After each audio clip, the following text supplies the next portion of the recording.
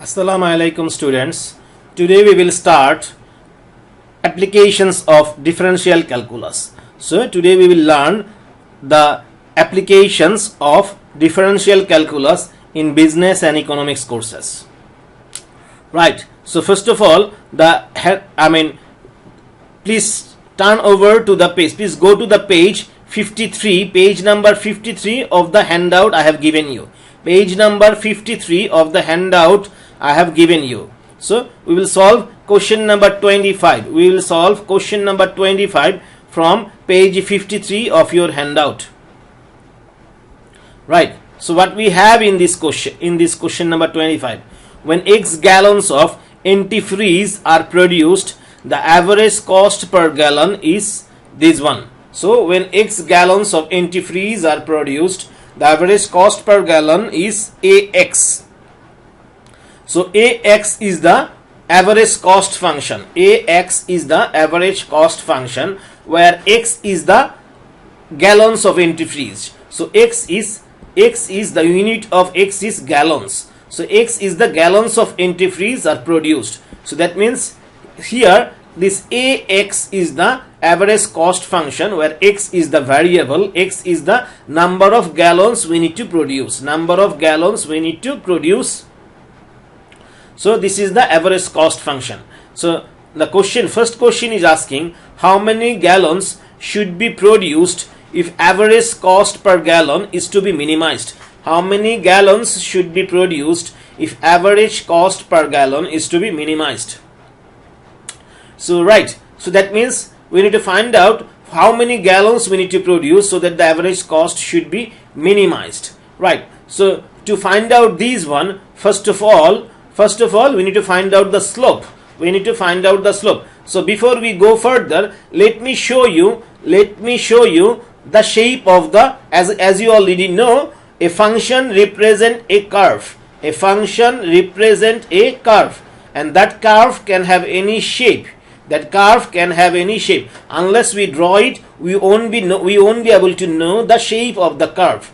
So this is the average cost curve. So this is average cost function, that means this is the average cost curve. So let me show you the shape of this curve. I have already drawn this curve. Let me show you the shape of this curve. This is the average cost function.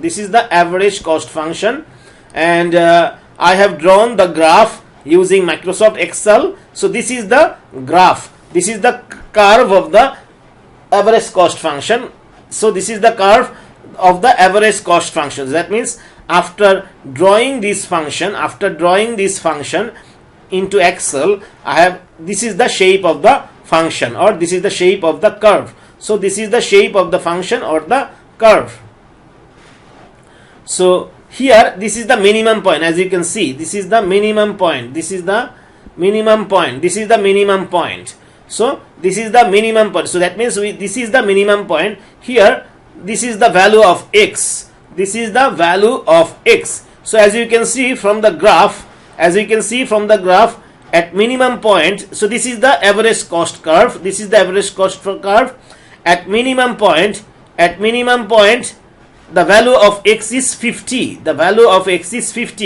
So from the curve we can see that average cost, that means this curve is lowest. This curve or function is lowest at the point where the value of X is 50. That means if you produce 50 gallons of antifreeze every day, then your average cost per gallon will be minimized. This is from the curve we got it, right? So as you can see, the shape of the curve is this one. Right? So this is the shape of the curve.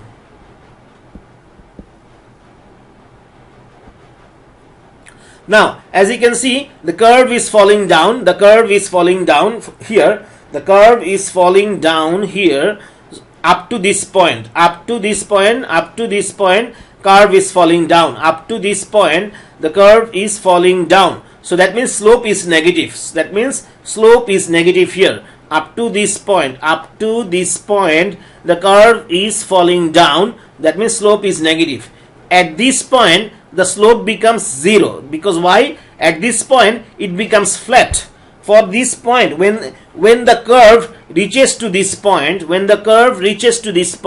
at this point it becomes flat. So I'm saying again, before this point the curve is falling down, which means slope is negative. And after the curve reaches at this point, it become flat. The curve become flat at this point. So that means at this point slope is zero. But after this point the curve is moving up. After this point. That means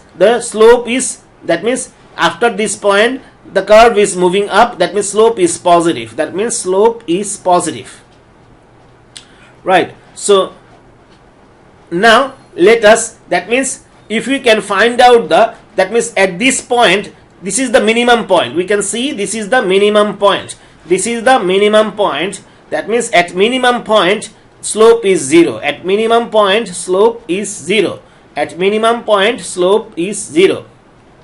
But again at maximum point also slope is zero. So that means at this point slope is zero. So we will call it a stationary point, because because the curve is falling down, and at this point it becomes stationary. That means the slope becomes zero. That means this is the stationary point. Stationary point means like from station. Station is where a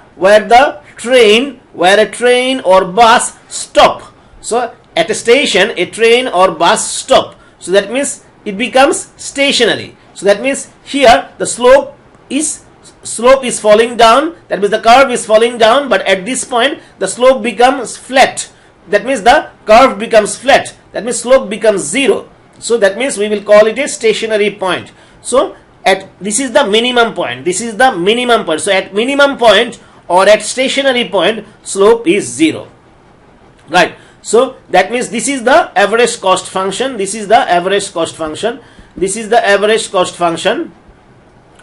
curve is the average cost function. So we need to find out the slope of the function. And we know that slope is zero at minimum point.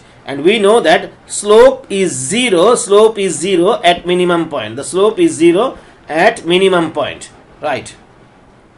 So this is the average cost function or average cost curve, and we already know slope is zero at minimum point. So let us first find out the slope. Right. So we know that to find out the slope of a curve, we need to do differentiation of the curve. Or the function. So we need to do differentiation. If you do differentiation, you will get slope of the curve. Right. So this is the curve. This is the curve, average cost curve. This is the average cost function or average cost curve. So we need to find out the slope. Of this curve. So slope. So slope is equal to, if you do differentiation, you will get slope. So that means if we do differentiation of this one, we will get slope of the curve. So when you do differentiation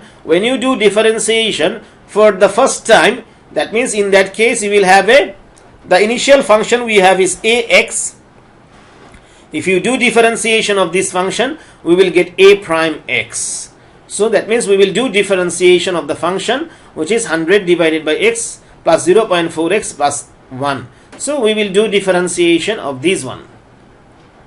So by now you already know how to do differentiation. So after you do differentiation, you will see that the answer is minus the differentiation. After doing differentiation, we got this one, minus 100 divided by minus 100 into 1 divided by x square plus 0.04. Right. So this is a prime x. That means slope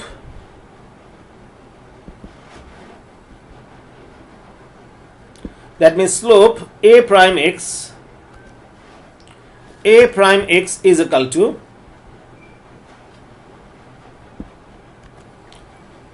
this one. So this is the slope function. This is another function. This is another function. This is another function. We will call it slope function because after doing differentiation we got this one. So this is another function which is slope function, So now as you can see, this 100 will get multiplied by this 1 by 1. So we will have 100 there, and this will no longer be there. So this 100 will get multiplied by this 1, will get multiplied by this 1. So in the numerator we will have 100. So this is the slope function. So we know that at stationary point, slope is 0. We know that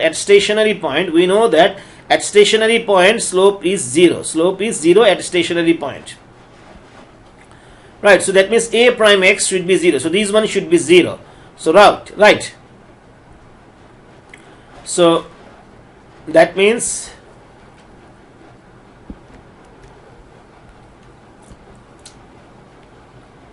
this one should be equal to 0. This one should be equal to 0. Now if you move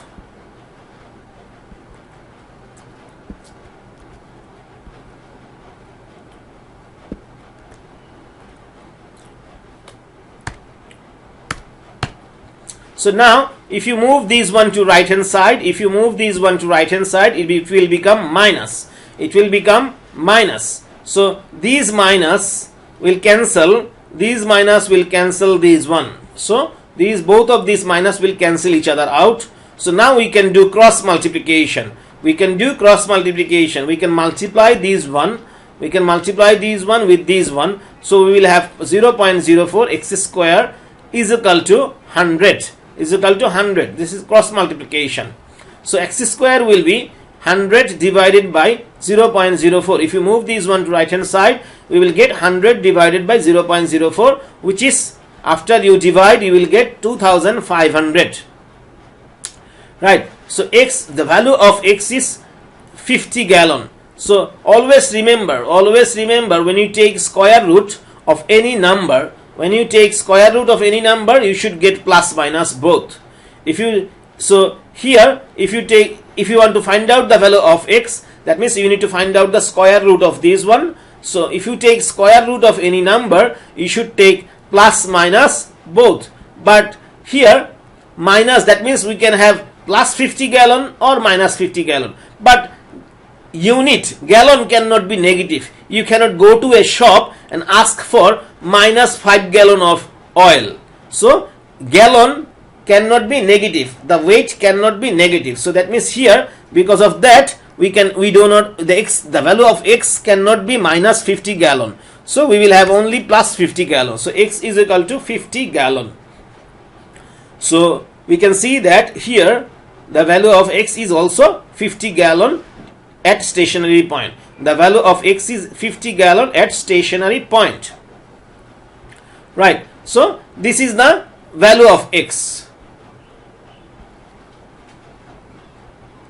Right. So now this is the value of x. So now we will prove it. So the second question is asking, prove answer at A is minimum. Prove answer at A is minimum. So that means whatever answer you got, that means the answer we got from A, question number A, answer that we got from question number A is x is equal to 50 gallon. So the question is asking, prove that answer at A is minimum. So that means we need to find out that if the value of x is 50 gallon, in that case average cost will be minimum. We need to prove that. Right. So let us prove it.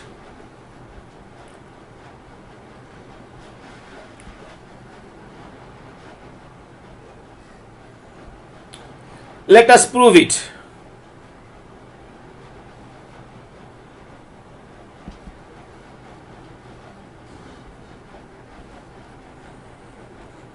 So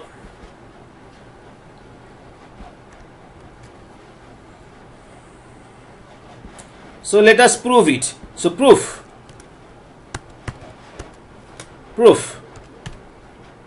Right. So Right, so here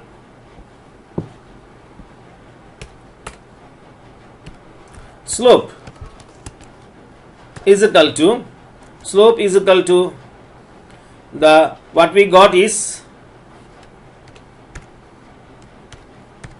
slope is equal to a prime x is equal to this one we got. So here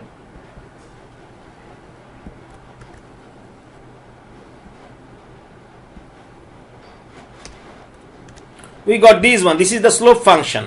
This is the slope function that we got after doing differentiation of the average cost function.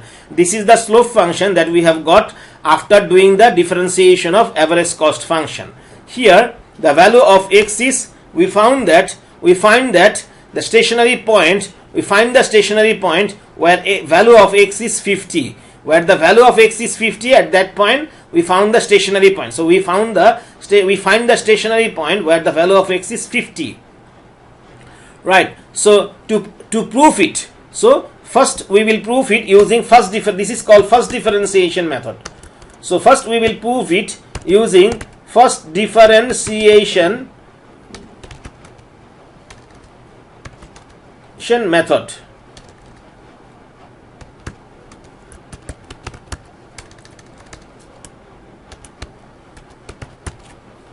So first there are two ways of proving the same problem. You can prove it either using first differentiation method, you can also prove it using second differentiation method. So you can prove it using first differentiation method and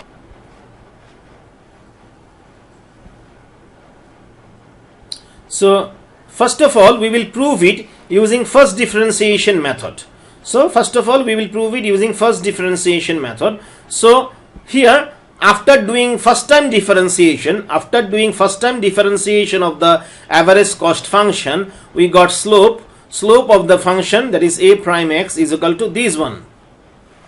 So and we also found that the stationary point where the value of x is 50. We got stationary point where the value of x is 50. So to prove it, let's check the graph. So at this point the value of x is 50. At this point the value of x is 50.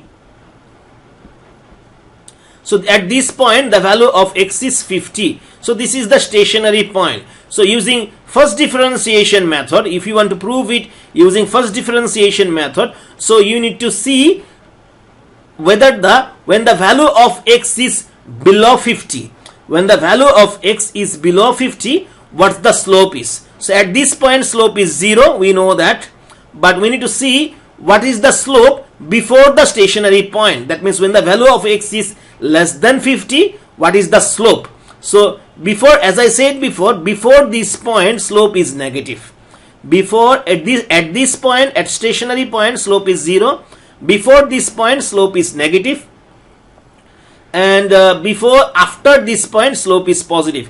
If you can prove it that before this point slope is negative and after this point slope is positive, in that case we can evidently say that this is the minimum point. So I'm saying again, if you can prove it that before this point, at this point slope is 0, we know that, but if we can prove it at before this point, that means when the value of x is less than 50, then in that case slope is negative. If you can prove it that when the value of x is less than 50, that means before this point slope is negative.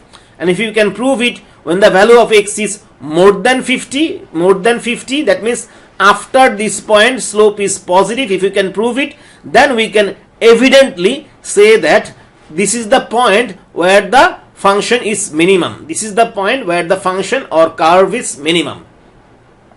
So that means we will take the value of x less than 50 and check the slope. That means we will take the value of x less than 50 and check whether the slope is negative, and we will also take the value of x more than 50 and we will check the slope if it is positive. So let's do it. So first we will take the value of x less than 50. First we will take the value of x less than 50, that means 49. We can take 49 and we will check the slope. we will check the slope, shape of the slope, right? So here the value of x is 49 and this is the slope function. This is the slope function. So at this slope function we want to find out the slope.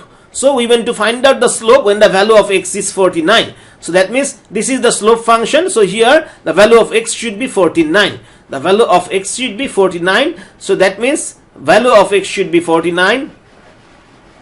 So that means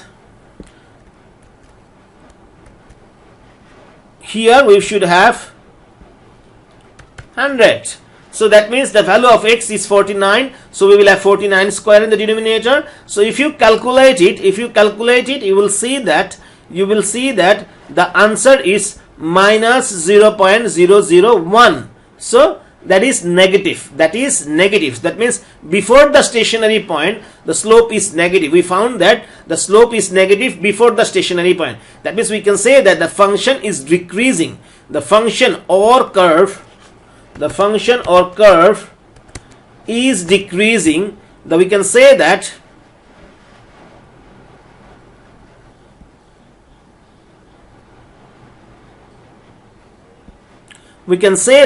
the function or curve is decreasing before the stationary point. That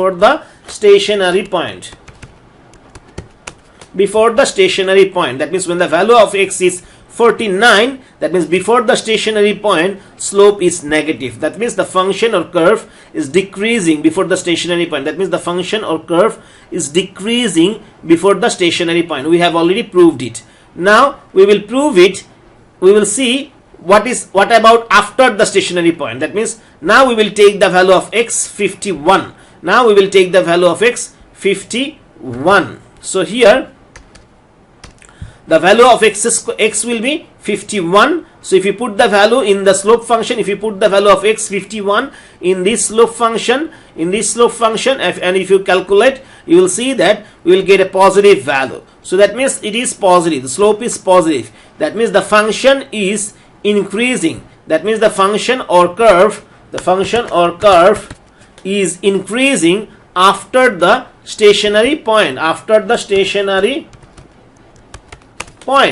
So that means the function or curve is increasing or moving up after the stationary point. Therefore that means it is we can say it evidently we have seen that, we have already proved it, that before the stationary point the slope is negative. That means function is falling down, and after the stationary point slope is positive. That means the function is moving up or curve is moving up. That means we can evidently say that, we can say it with proof that this is the minimum point. So therefore we can conclude that the stationary point where x is equal to 50 gallon makes the average cost minimum. Right. So that's the proof using first differentiation method.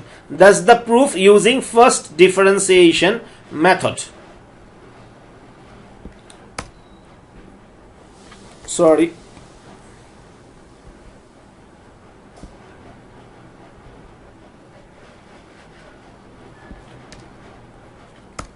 Now we will prove it using second differentiation method. Now I will show you how to prove it using second differentiation method. Right. So from the name itself it is very clear.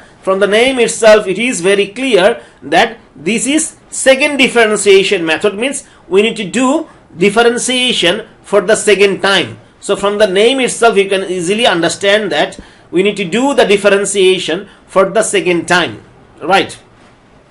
So this is what we got after doing differentiation for the first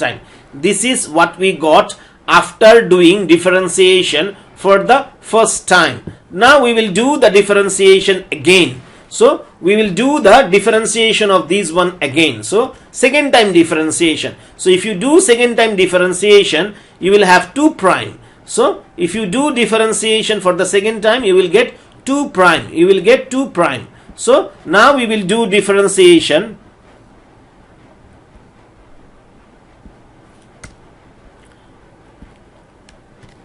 So that means we need to do differentiation of these one. So that means whatever you have got, whatever we got after doing differentiation for the first time, we will do it. We will do differentiation of this one again. That means second time differentiation, right? So if you do second time differentiation of this one, what you will get? So here we have two terms. Here we have this one and this one. So if you do differentiation of this one, there is no variable there, so this is 0. So that means we need to do differentiation of only this one.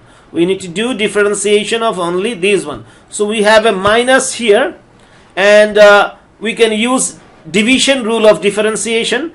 To do the differentiation of this one, we can apply division rule of differentiation, and we already know to do the differentiation using division rule, what do you have to do? Whatever you have in the denominator, you have to take a square of that. You have to take a square of that. So we will take a square of that. So that means we will have this one. And whatever you have in the denominator, we will write that also in the numerator.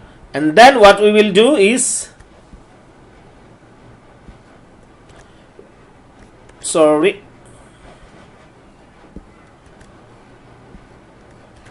we'll do this one, and whatever we have in the numerator, that will come in front of it. So that will come in front of it, and then we will have a minus, and then we will switch position. Whatever we have in front of d by dx, that will go behind d by dx, and in front of d by dx we will have whatever is behind d by dx, that will come in front of d by dx, that will come in front of d by dx, right? So what we will have now, so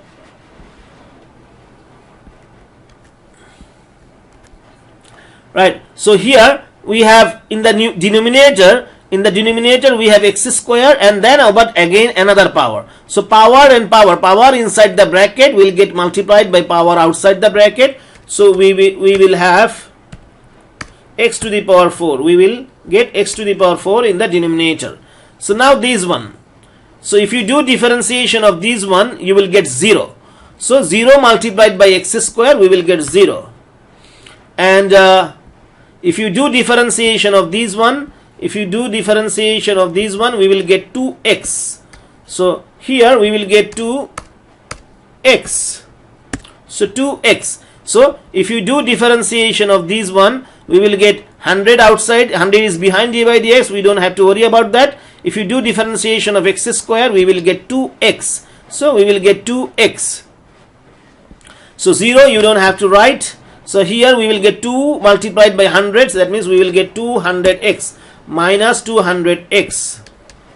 So we will get minus 200x. So these minus and these minus will cancel each other out. Minus a plus. So these minus and these minus a plus. So we have 200x divided by x to the power 4. And then again this x, these if you apply process of cancellation, these x and these x to the power 4, if you apply process of cancellation, so here this x will no longer be there, and here we will have x cube. So this is what we got after doing second time differentiation. So this is what we have got after doing second time differentiation. So that means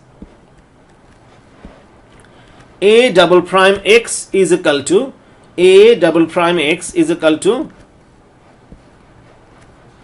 200 divided by x cube. This is what we have got after doing second time differentiation.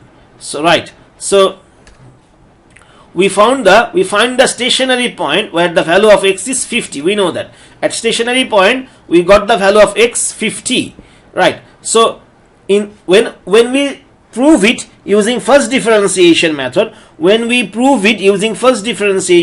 at that time we checked the slope. We have checked the slope before the stationary point and after the stationary point. That means we have taken the value of x less than 50 and checked the slope, and we have taken value of x above 50 and we have also checked the slope. But in this method, in second differentiation method, in the second differentiation method, we will do the second time, we will do the differentiation for the second time. In the second differentiation method, we will do second time differentiation, and in this method, we don't need to check before or after the stationary point. In this method, we don't have to check before the stationary point or after stationary point. We will check at the stationary point. So that means at stationary point, at stationary point,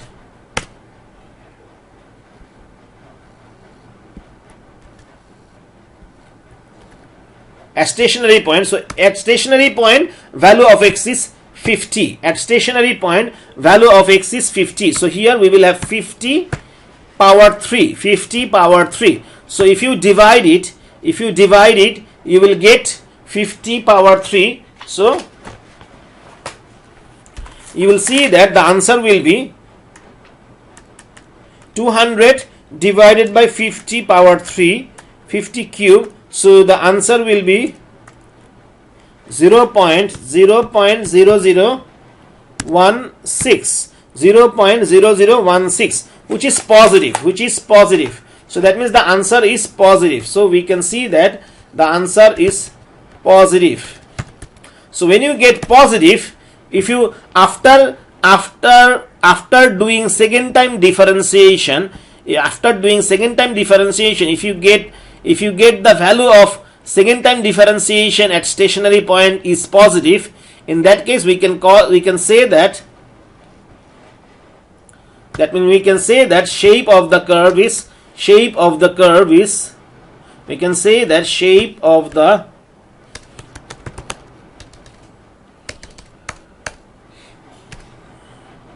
that means we can say that the function or shape of the curve is concave up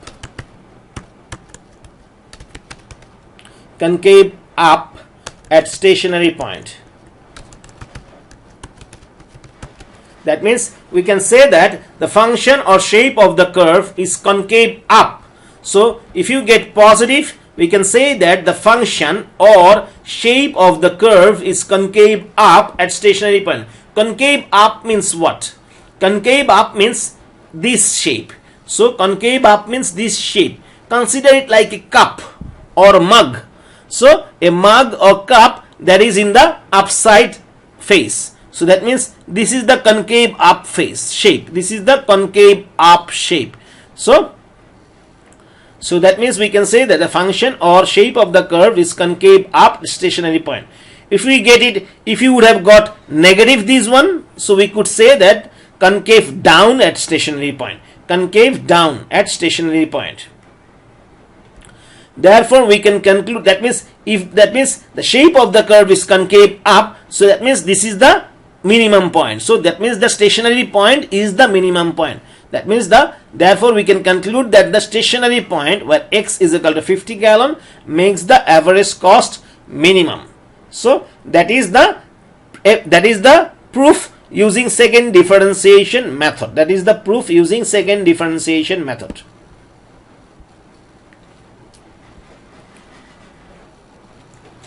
Right.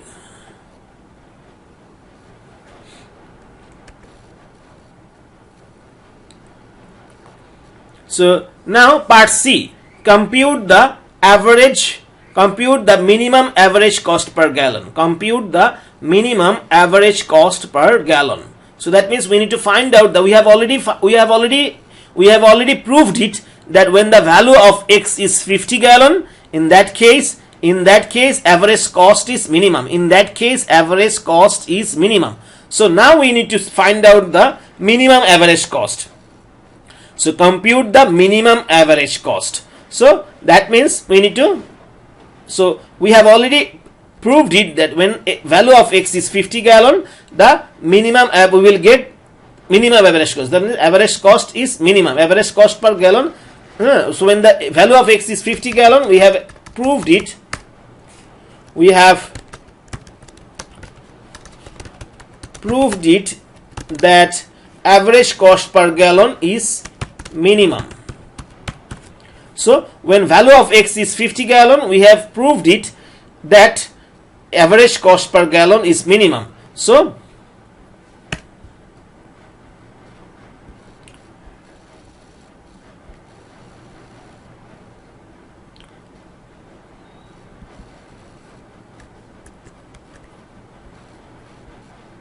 this is the average cost function. This was the original function that we have got from the question. That means the original average cost function. That is the average cost function given in the question. So we have seen that if the value of x is 50, this function will be minimum. That means this average cost will be minimum. So let us put the value of x there. So if you put the value of x in the function, we see that the average cost per gallon will be $5 per gallon. So that means the minimum average cost per gallon is $5 per gallon. So that is the minimum average cost. That's the minimum or lowest average cost per gallon, which is $5 per gallon. Right. So that's the answer of this question. Now we will solve question number 28. Question number 28 from page 56 of the handout. So now we will solve question number 28 of page 56 of the handout I have given you. Right. So what we have in question number 28, the profit realized when y gallons of distilled water are made and sold is this one. So this is the profit function. So the profit realized when y gallons of distilled water are made and sold is this one. So this is the profit function. So py, so where y is the gallon, so y is the unit, so y is the gallons of distilled water, y is the gallons of distilled water. So this is the production rate. So this is the y gallons is the production of distilled water, right? So that means first question is asking, this is the profit function. The first question is asking, find the number of gallons that should be made to maximize profit. So that means number of gallons that should be made. So we need to find out the number of gallons of distilled water we need to produce so that we should get maximum profit. So obviously when it comes to profit, we all want to maximize it. When it comes to cost, we all want to minimize it. Right, so this is the profit function. We want to maximize it. That means we need to find out the stationary point. So pay attention. Let's check the graph. So this is the profit py curve. So this is the profit function. This is the profit. As I said before, a function always represent a curve. Right. So this is the profit curve. That means this function. If you draw this function, the shape of the function is this one. So this is the profit function. So as you can see, this is the maximum point.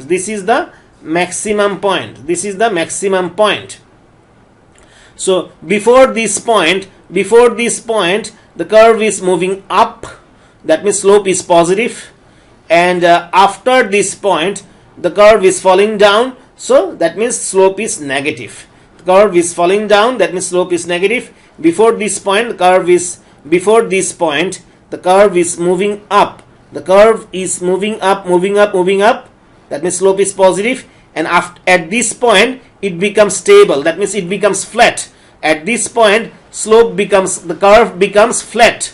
At this point, the curve becomes flat. That means slope is 0. And after this point, the curve starts to fall down. That means slope become negative. So at this point, slope is 0. So we have seen that before the last problem, it was a average cost problem. We have seen that at minimum point also slope is 0. At maximum point also slope is 0. So at minimum point and also maximum point, slope is 0.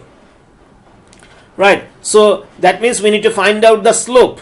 we need to find out the slope to get the maximum point. Also, we need to find out the slope to get the minimum point. Slope is 0 at maximum point and also at minimum point. So let us first find out the slope. To find out the slope, we need to do differentiation. So after doing differentiation, what we got is, we got this one. So we know that at maximum point or at stationary point, this is the stationary point. This is the stationary point where the slope is 0. So at maximum point slope is 0, at minimum point also slope is 0. So unless we prove it, we cannot say this is a maximum point or we cannot say this is a minimum point. So for the time being, we will say this is a stationary point. Before proof, we will say this is a stationary point. So at stationary point slope is 0. That means slope means after doing differentiation, what we have got, we will say it that this is the stationary point. So stationary point slope is 0. So that means this one is equal to 0. So this one is equal to 0. If you solve it, you will see that y is equal to 2000 gallons. So we have seen that at stationary point the value of y is 2000 gallons. So you can see that this is 2000 gallon. At this point we can see that at this point slope is 0. At this point slope is 0. At this point slope is 0. At this point slope is 0. So that means if I mean, you can see that at 2000, when the value of y is 2000, at that point the slope is, the curve is stationary. At that is the stationary point or maximum point. So that means this is the stationary point. When the value of y is 2000, at that point the slope is 0. That means we get the stationary point or the maximum point. So when the value of y is 2000 gallon, the curve is stationary, and we will get the stationary point. So now we will need to prove it. So prove the answer from A is maximum. So we need to prove it that answer from A, the whatever answer we have got, that means this one will lead to maximum profit. So we will prove it. Right, we will prove it. So as I said before, you can prove it using first differentiation method and also second differentiation method. So let us prove it. So this is the slope function. So first of all, we will prove it using first differentiation method.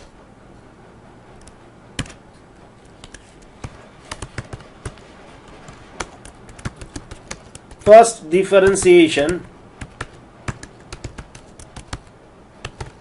method. So to prove it using first differentiation method, what do you need to do? You need to get the slope function. So this is the slope function.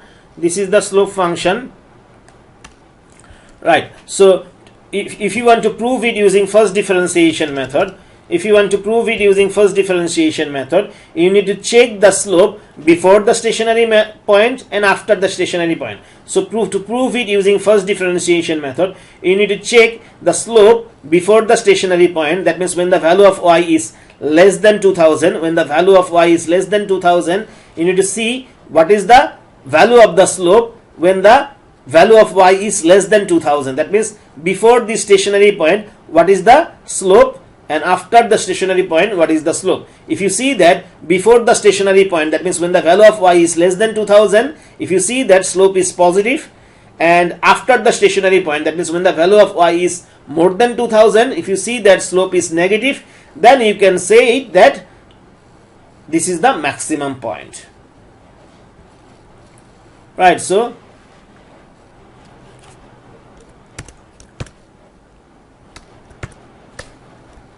if y is equal to 9999, so that means before the stationary point, at stationary point the value of y is 2000. So if y is equal to 1999, that means before the stationary point, in that case slope, what is the value of the slope? Let's check the slope. So here the value of y will be this one. So here we will have this one. So if you do it now, if you calculate it, you will see that the value of y will be 20 minus 0.01 multiplied by this one. So you will get 0.01. That means positive. That means the positive. We got positive. That means we can say that the function or curve, the curve is increasing or moving up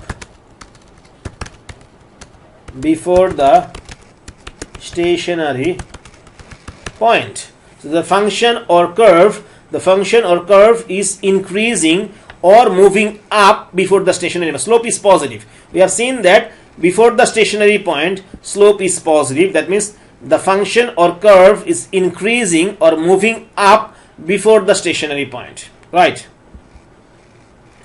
So now we will see what is the value of value of slope after the stationary point. So after the stationary point, value of y will be more than 2000. So let's check 2000. Let's take 2001. So after the stationary point, the value of y will be more than 2000. So we will take 2001. So here the value of y will be 2001. So here we will have 2001. So let's calculate what should be the value of slope here. So minus 0.01, minus 0.01. So that means negative. That means what we got is negative.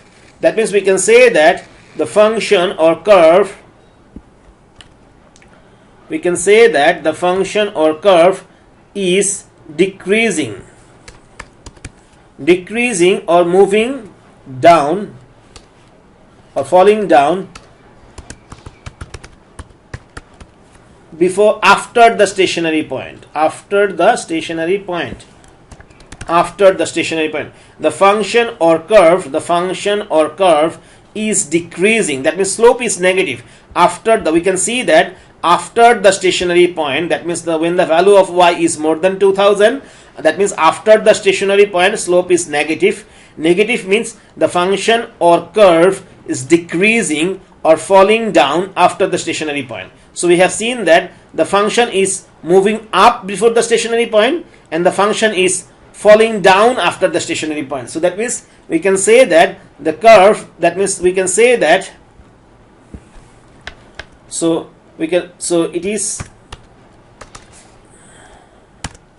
we can conclude that y is equal to 2000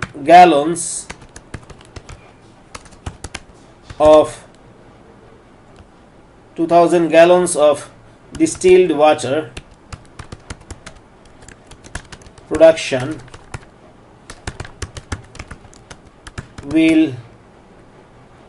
will lead us to maximum profit. So we can conclude that y is equal to 2000 gallons of distilled water production will lead us to maximum profit. So this is the proof using first differentiation method. Now let us prove using second differentiation method. So from the name itself, we can understand we need to do differentiation for the second time. So that means we need to do differentiation of this one again. So this is the one what we got after doing differentiation for the first time. Now we need to do differentiation of this one again. So that means p double prime y. So we need to do differentiation of this one again. So if you do differentiation of this one, we get minus 0.01. So this is the function. This is the second differentiation function we got.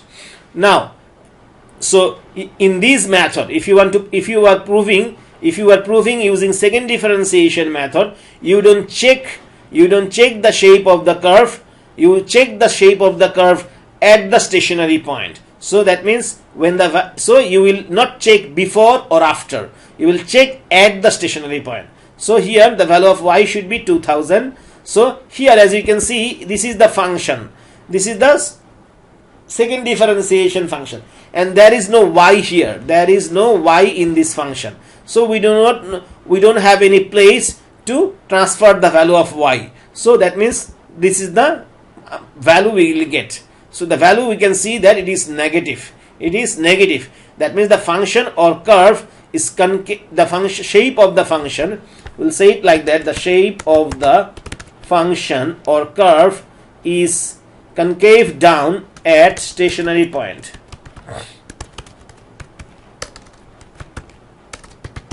At stationary point.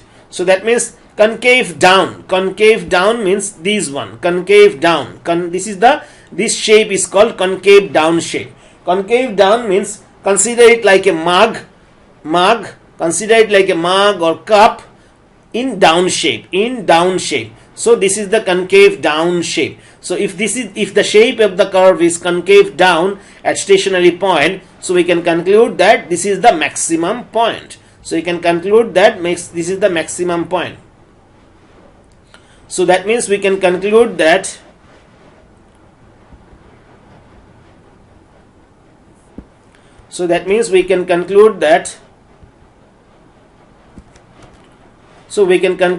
y is equal to 2000 gallons of distilled water production will lead us to maximum profit. This is the proof using second differentiation method. In the exam, I may specifically ask you to prove it using first differentiation method or second differentiation method. So you have to prove it using that specific method.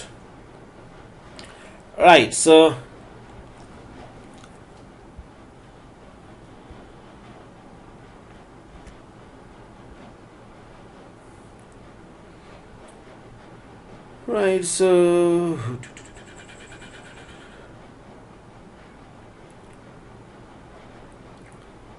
now part C, compute the maximum profit. We have already seen that if you produce 2000 gallons of distilled water, in that case profit will be maximum. So we know the profit function is this one. This is the profit function. If you put the value of y 2000, we have already proved it that if the value of y is 2000, then the profit will be maximum, and this is the profit function. That means the original function given in the question. So this is the function. If you put the value of y 2000, you will get the maximum profit. If you put the value of y 2000 in that function, you will get the maximum profit, and the maximum profit is $20,000. So that's the answer of this question. So now we will solve question number 3. From page.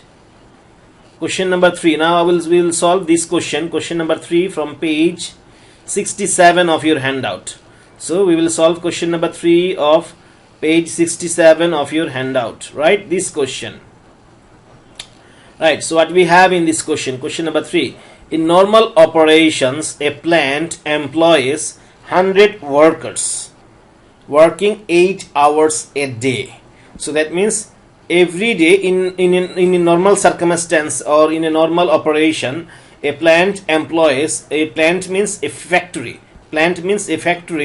employs 100 workers working 8 hours a day. So every worker works for 8 hours a day, and they have total 100 workers. So that means every day they get total 100 multiplied by 8 hours from each worker. So 100 workers multiplied by every worker works 8 hours a day. So that means every day they get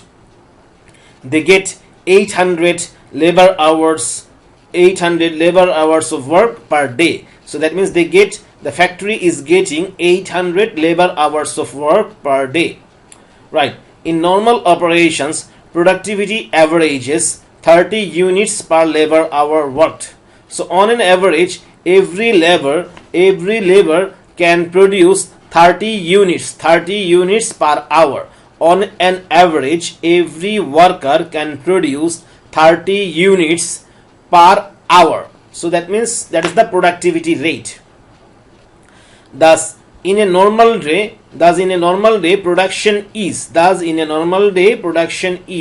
this one. So we get, in a normal day we get total 800 labor hours per day, and from each hour we get, so in a normal operation we get total 800 labor hours per day, and from each labor hour we can produce 30 units. So total production will be 800 labor hours multiplied by 30 units per labor hour.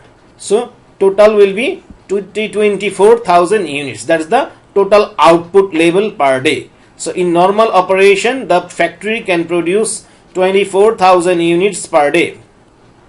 Right. If the work level, that means labor hours, is raised over 800. So that means if you go for more production, if you want to get more production, if you want to increase your production level, and in that case if you think that you have to increase labor hours, so that means if the work level or labor hours is raised over 800, management estimates that average output per labor hour, that means the productivity will fall off at the rate of 2.5 units for each extra labor hours. So that means if you want to go for more production, if you want to offer overtime to your existing workers, if you want to offer overtime to your existing, at present workers work 8 hours a day, but if you need to increase your production, if you want to offer overtime to your existing worker to get more, at present you are getting total 800 labor hours per day. At present you have total 100 workers, every worker working 8 hours a day, so you are getting 800 labor hours per day. So now if you want to offer overtime to your existing employees, that means if you want to get more labor hours, per day, that means the question is saying that if the work level is raised over 800, labor hours, management estimates that average output per labor hour falls off at the rate of 2.5 units for each extra labor hour.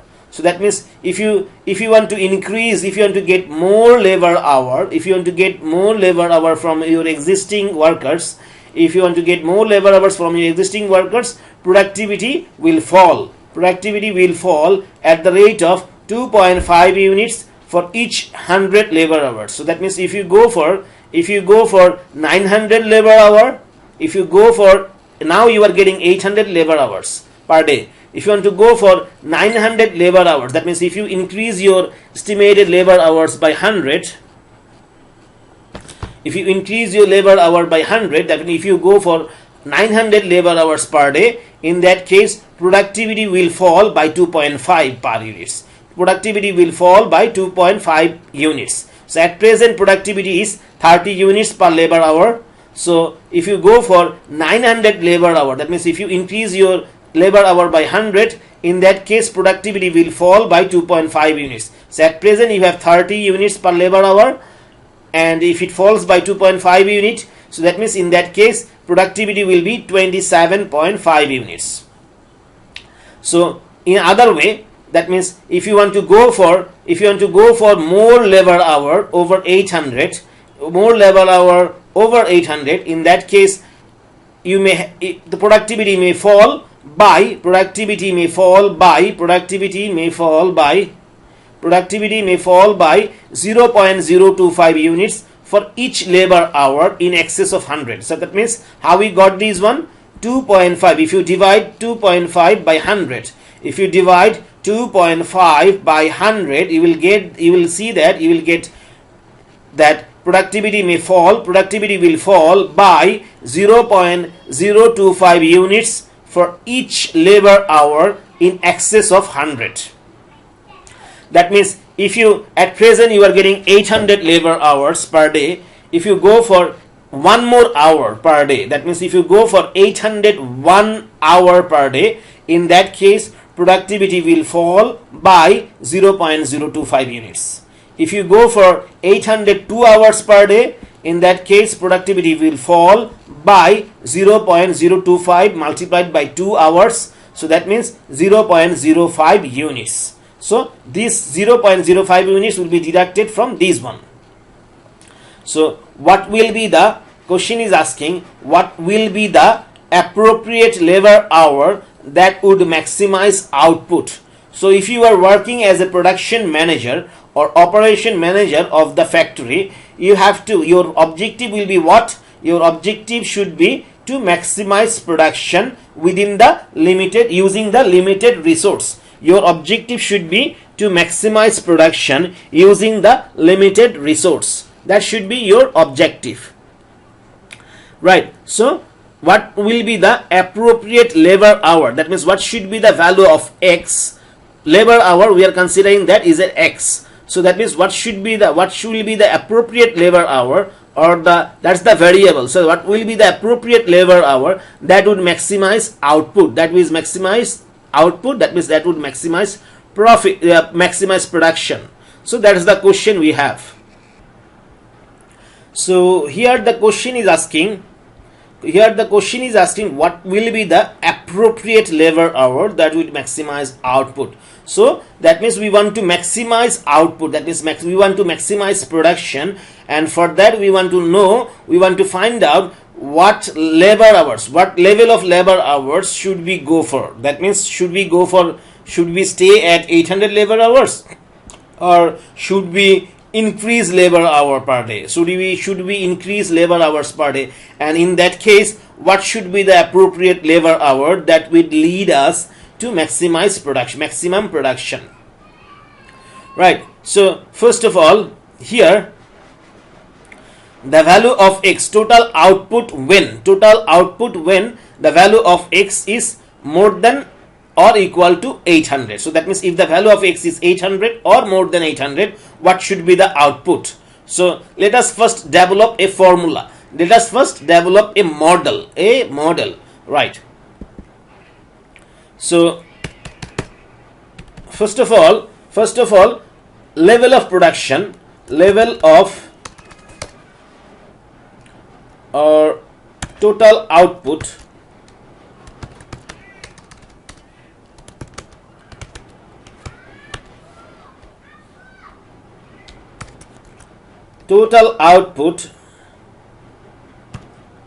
for example, total output is P. So total output P is equal to, total output P will be equal to, so total output P is equal to 800, total output when labor hours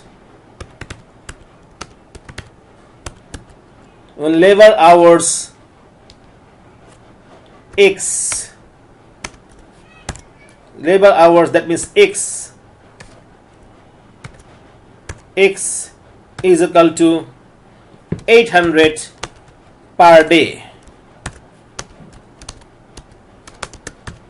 So total output when labor hours X is equal to 800 per day. So in that case, so let's see total output is equal to P. Let's see total output is equal to P, which would be equal to, so total labor hours, let's put it in the bracket, when labor hours, so when labor hour is equal to X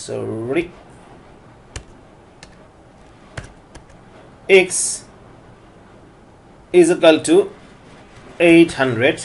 So total output when at present labor hour we are having is 800 labor hours per day. So at present labor hour is 800 per day. So total output when labor hours X is equal to 800 per day. In that case, so total output, let's say P, total output is equal to, say, so total output is equal to, for example, we are assuming that total output is equal to P. So total output P when labor hours that is X is equal to 800 per day. In that case, we know that total output is we are getting total 800 labor hours per day. We are getting total 800 labor hours per day. 800 labor hours per day multiplied by, so multiplied by, it will be we will multiply it by, so when we are getting total 800 labor hours per day, at that time we are productivity rate is 30 units per labor hour. So 30 units per labor hour. So 30 units per labor hour. So that means how we get it?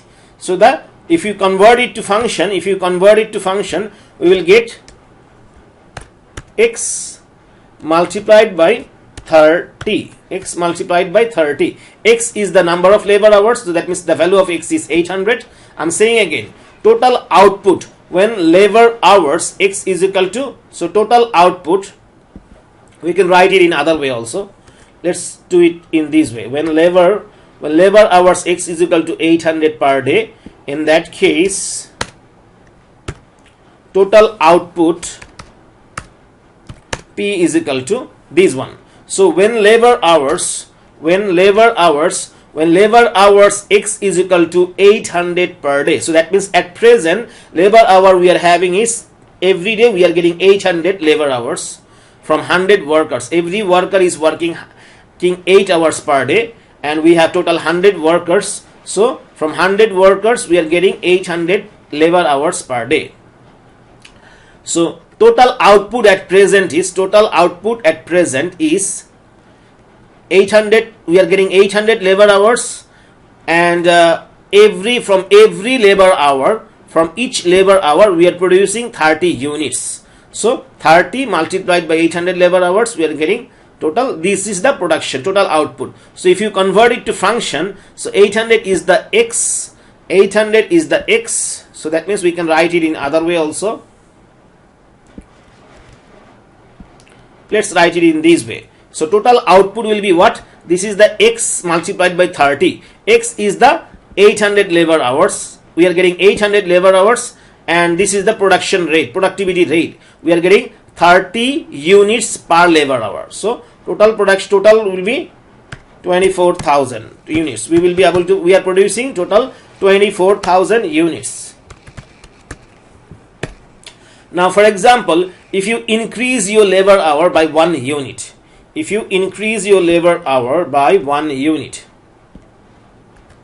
that means if you increase your labor hour by 801 unit per day, 801 hour per day, if you increase your labor hour by 801 hours per day, 801 hours per day. So if you go for 801 hours per day, so when labor hours x is equal to 801 hours per day, so you are going one more hour. So you are getting one more hours per day.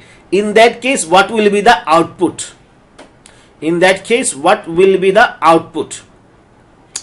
So output will reduce by, at present output will reduce by 0.025 unit. So let's check the question.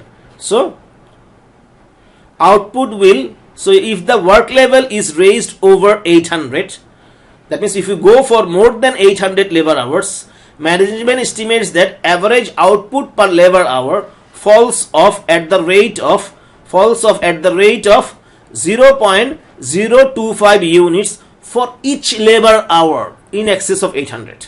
So if you increase your labor hour by 800 for each excess hour, for each extra hour, productivity will reduce by 0.025 units. For each extra hour, productivity will reduce by 0.025 units. Right. So productivity will reduce by 0.025 units. So how we do it? So first of all, let us find out the productivity. So productivity, what will be the final productivity? So this is the total labor hour, which is 801 now, which is the value of x is 801 now. So this is the labor hour, so that is x. This is the x is the labor hour, which is 801, and these one should be multiplied by the productivity rate. this one should be multiplied by the productivity rate. So now the productivity rate will no longer be 30. Productivity rate will no longer be 30. It will reduce. It will reduce. So it will reduce by what? It will reduce by here. So we are getting, at present we are getting 1 more hour. So at present we are getting 1 more hour. At present we are getting 1 more hour. So for 1 extra hour, productivity will reduce by 0.025 unit. So for let's check the question again. For 0.025 units for each labor hour in excess of 800. So if you go for extra 1 hour in excess of 800, in that case productivity will fall off at the rate of 0.025 units for each extra hour. So productivity will reduce by 0.025 units for each extra hour. So that means at present this is 30 productivity. So it will reduce by, for each extra hour, productivity will reduce by 0.025 units. So it should be reduced by this one. Right? Now, how we got this one? Because we got this one by so this is 801 and before it was 800.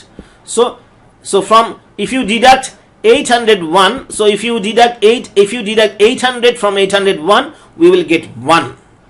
So this 1 we got, how we got this 1? We got it using this formula. So 801 minus 800. So this is the extra hour. We are getting. So we are getting 1 more extra hour. So we are getting 1 more. So here we are getting, here from these one we are getting 1. So that means we are getting 1 extra hour. So we are getting 1 extra hour. So for 1 extra hour, productivity is reducing by 1 multiplied by this one. So productivity is reducing by this much. Right. So now, when labor hour is, for example, labor hour is 805 hours per day. So if the labor hour is now 805 hours per day, that means we are going for 5 more extra hour. So we are going for 5 extra hour. So how we get 5? So 805 minus 800. 805 minus 800. So that means we are getting 5 extra hour. So for each extra hour, productivity will reduce by 0.025. For 5 extra hour, the productivity will reduce by 5 multiplied by this one. This much will reduce. Productivity will reduce by 5 multiplied by this one. This much productivity will be reduced from the existing 30. So this will be the, if you calculate this one, you will get the final productivity rate. So if you calculate this one, you will get the final productivity rate. So that will be the productivity rate, and this is the labor hours we are getting. So here the labor hour is 805. This is the labor hour we are getting. Right.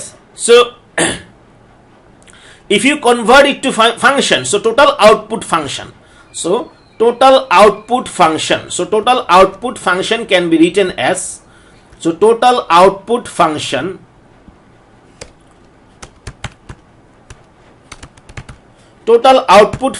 can be written as, so here you can see x is changing. Here x is 801, here x is 805. So that means we don't know the value of x. What should be the final value of x? That will lead us to maximum production. So we don't know the value of x. So here x is the variable.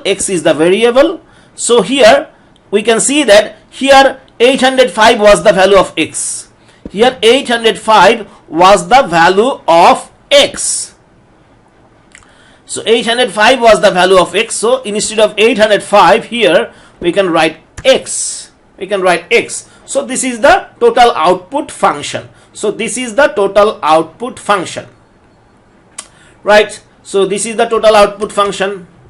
So now, so that means this is the total output function. This is the total output function. So now if you calculate, if you multiply these two, we will have what? 0.025x. That means minus. So here we have already a minus there. Here we already have a minus there. So 0.025 minus 0.025x, and then minus a plus. If you multiply 0.025 with this 800, you will see that you will get 20, right? So this is what we get inside the bracket. So here what we have, 30 plus 20 we have 50, 30 plus 20 we have 50, and 50 multiplied by x, so we get 50x. So we get 50x.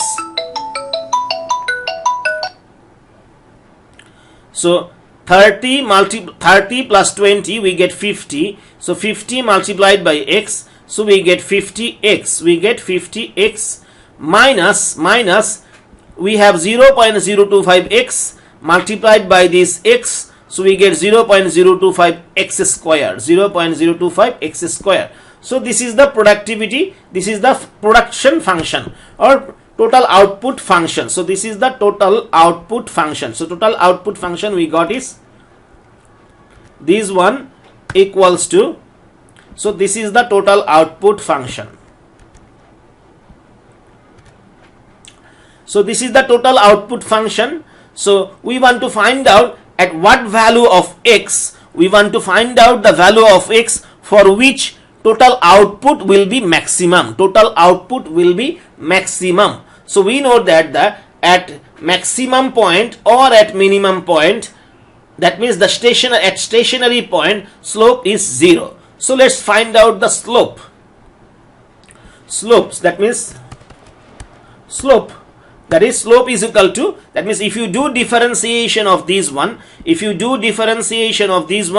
will get slope. If you do differentiation of this one, you will get slope. So to do differentiation of this one, you need to find out the slope of this one, you need to do differentiation, and we know that at maximum point or at minimum point, slope is 0.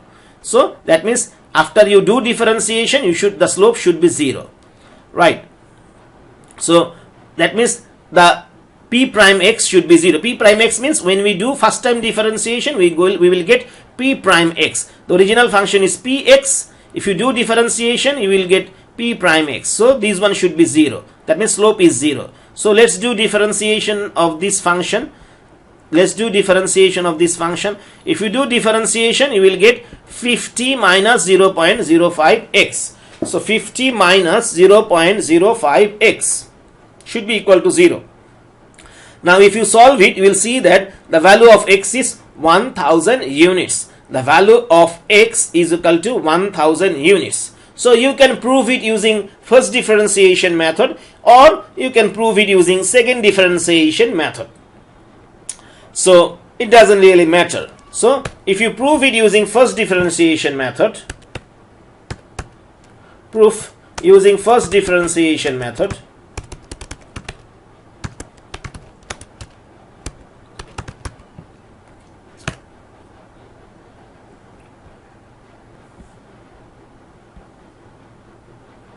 right, so now we will prove it using first differentiation method. So to prove it using first differentiation method, we will need the slope function. So the slope function we have is, so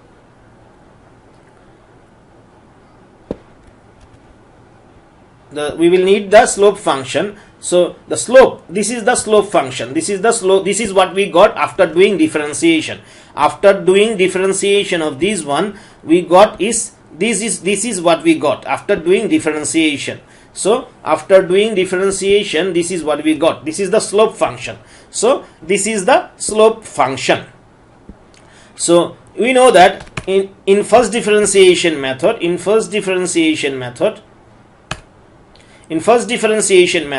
we need to check the slope before the stationary point and after the stationary point. We need to check the slope before the stationary point and after the stationary point. So if the value of x, if x is equal to, so before the value of x at stationary point, the value of x is 1000. At stationary point, the value of x is equal to 1000 units. So before stationary point, the value of x will be, let's say, 999 units. So 900. So this is x is not actually units. This is labor hours. X is labor hours. So let's see, the value of x is 999 labor hours. So if the value of x is 999 labor hours, in that case, slope, we need to check the slope before the stationary point. At stationary point, the value of x is 1000. So we need to check before the stationary point the slope of the curve before the stationary point. We need to check the slope of the curve before the stationary point. That means before the stationary point means the value of x we have taken 999. So now let's check the slope. This is the slope function. So here the value of x is 999. So here value of x is 999. So if you calculate, you will see that the value is, so 50 minus 0.05 into 999. So value is 0.05. So which is positive. So that means it is positive. So we can see that this is positive. So that means we can say that the function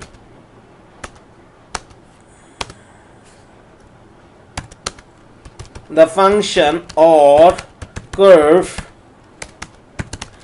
is moving up before the stationary point. The function or curve is moving up before the stationary point. This is the curve. This is the production. This is the total output curve. This is the total output curve, Px. So this is the stationary point. This is the stationary point where slope is 0. This is the stationary point where slope is 0. You can see at this point x, the value of x is 1000. At this point the value of x is 1000. The value of x is here. The value of x here is 1000 because this is 990. This is 1010. So that means at this point the value of x is 1000. So you can see when I point it out here, you can see the value is showing 1000. Series Px point 1000. So that means at this point the value of x is 1000. So this is at this point slope is 0. So we have checked the slope of the curve before the stationary point. We can see that before the stationary point slope is positive. Before the stationary point slope is positive. That means curve is moving up. So that means the function or curve is moving up before the stationary point. Now we will check after the stationary point. Now we will take 1001. So that means at stationary point value of x is 1000. Now we will check the slope of the curve when the value of x is more than 1000. So here value of x is more than 1000. So here 1000. So if you calculate, you will see that same minus 0.05. So that means minus 0.05 now. Minus 0.05. So which is negative.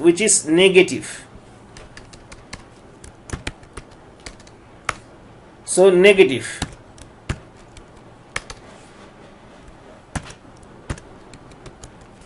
Which is negative.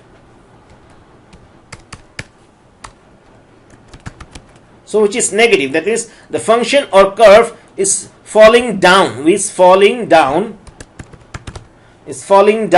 after the stationary point. Is falling down after after the stationary point. That means the function or curve is falling down after the stationary point. After the stationary point. That means when the value of x is 1001. That means the function or curve is falling down after the stationary point because the slope is negative. Right. So that means therefore we can conclude that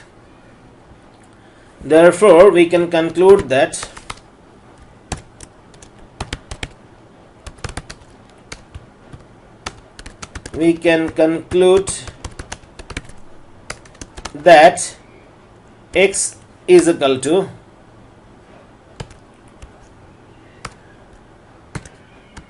x is equal to 1000 labor hours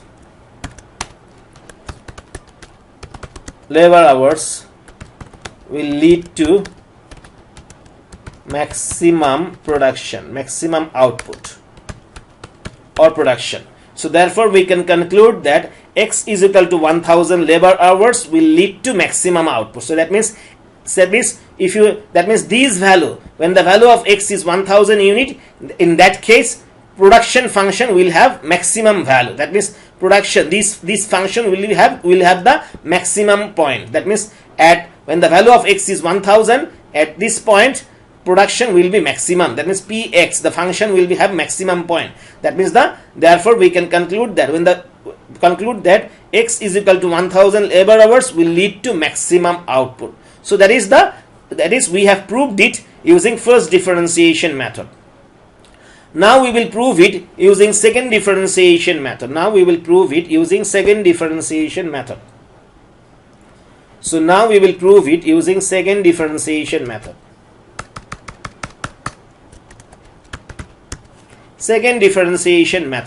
So let us prove it using second differentiation method. So second differentiation method means we need to do second time differentiation. So after doing first time differentiation, we got this one. After doing first time differentiation, we got this one.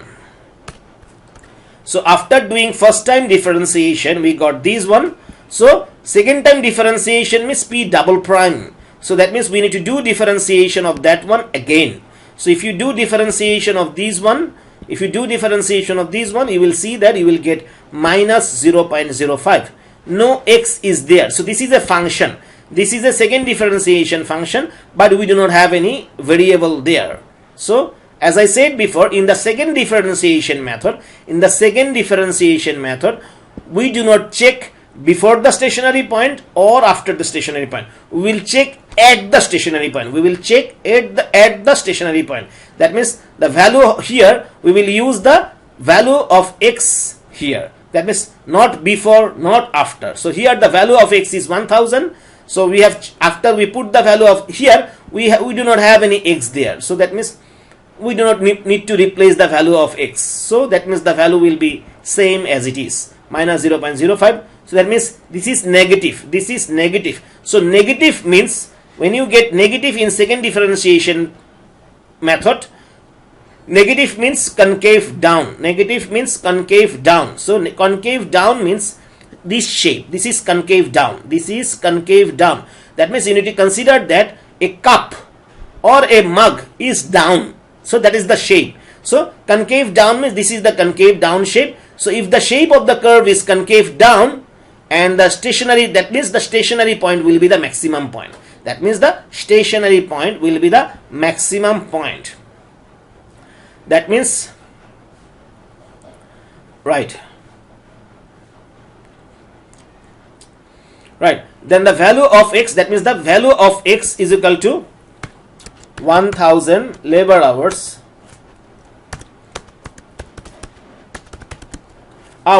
will make the output maximum. So we have already proved it. So now let us find out the maximum output. So this is the production function or output function. Right. So this is the production function or output function. So therefore the maximum output will be, we need to find out the maximum output now. Right. So this is the production function or output function, initial function. So now we have already proved it when the value of x is 1000 labor hour, we have already proved it. When the value of x is 1000 labor hour, at that time we will get maximum production. So if you can transfer the value of x in the function, you will see that maximum production per day or maximum output per day will be 25,000 units. So that means if you go for 1000 labor hour, if you go for 1000 labor hour per day, maximum output will be 25,000 units per day. So that's the answer of this question.